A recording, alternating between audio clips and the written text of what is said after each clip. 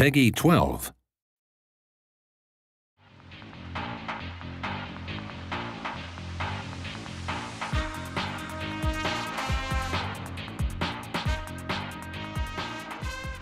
On June 28th, 1985, I played Spy Hunter at the 3rd Annual Masters Tournament, which was a Guinness Book tournament. I played the game for 12 hours straight on 1 quarter. I found out later on that it was good enough for the Guinness Book, and I was published.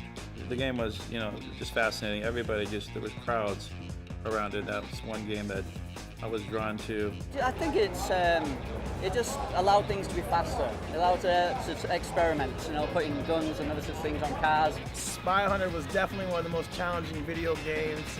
For starters, I think you only had about 3 men for 25 cents. And it was real hard, the game was non-stop. You pretty much were working. You couldn't take your eyes off the machine for even 2 seconds. I think it was just different than what they had in the past. It wasn't a maze game like Pac-Man. People were looking for unique games that simulated real life. And this was one of them that did that very well. You're talking about the very first game ever being a driving shooting game. How did that not shape video games? People love it whenever you can combine 2 different things that are awesome, aka driving fast and shooting guns. So any game that you can do both of those is going to be a win. You have to develop patterns and strategies for the enemies, and you have to find out their characteristics and break it down. And it was a thinking game.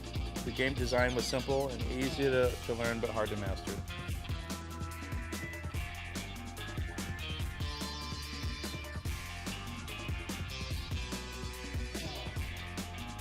Atmosphere of arcades is something kids probably know nothing. It's a very dirty place. It's kind of like a nightclub for kids. All the girls were there, all the guys were there. If you weren't in the arcade, you're kind of a square, you were a superstar if you were good at a game.